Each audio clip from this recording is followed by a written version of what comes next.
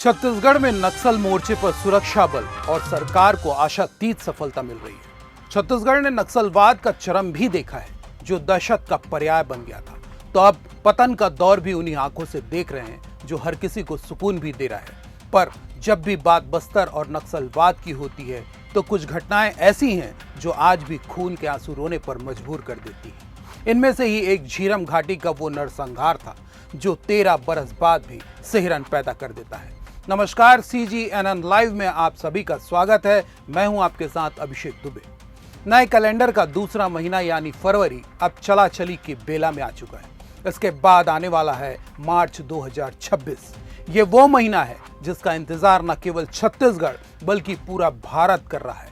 विपक्ष में बैठे कार्यकर्ता से लेकर शीर्ष के नेता कर रहे हैं, तो अपनी घोषणा को लेकर सरकार की भी धड़कनें लगातार तेज हो रही है, क्योंकि देश के गृह मंत्री अमित शाह ने हुंकार भरी थी।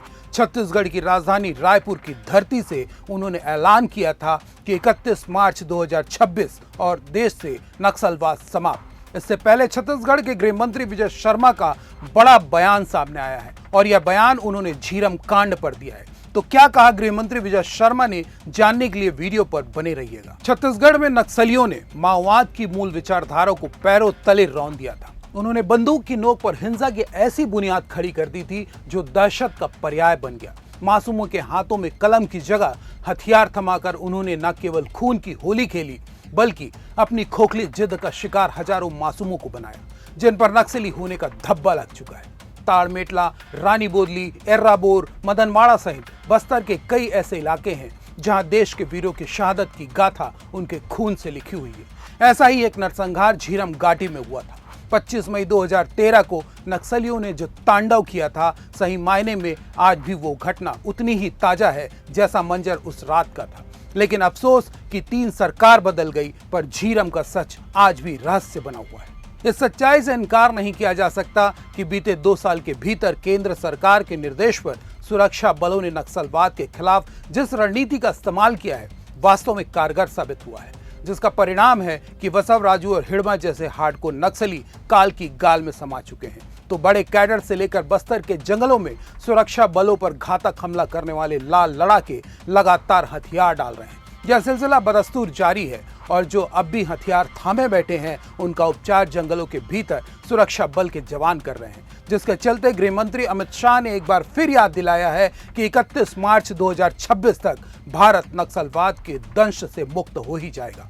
माओवादी आतंकवाद हमेशा से देश की आंतरिक सुरक्षा के लिए बहुत बड़ी चुनौती माना जाता था, मगर मुझे दिल्ली की जनता के माध्यम से देश को बताते हुए हर्ष हो रहा है कि हम माओवादी क्षेत्रों को हमेशा के लिए नक्सलवाद से मुक्त करने के बहुत नजदीक हैं।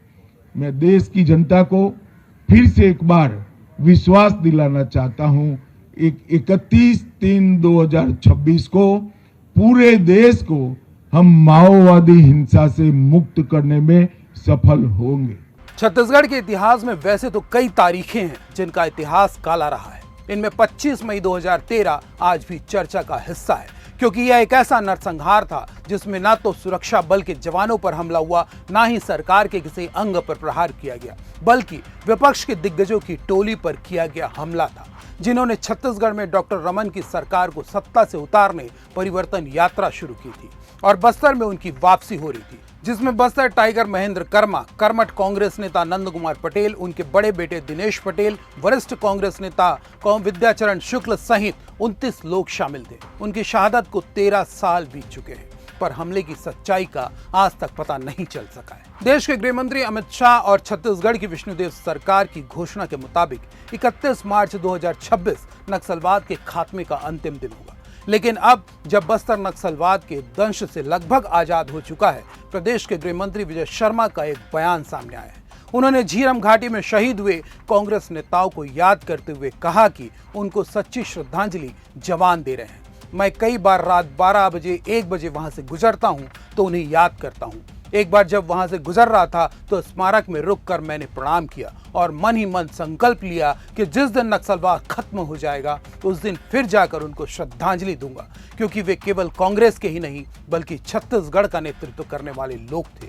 गृह मंत्री शर्मा के इस बयान को लेकर आप अपनी राय कमेंट बॉक्स पर दीजिएगा और चैनल को सब्सक्राइब करना मत भूलिएगा। नमस्कार।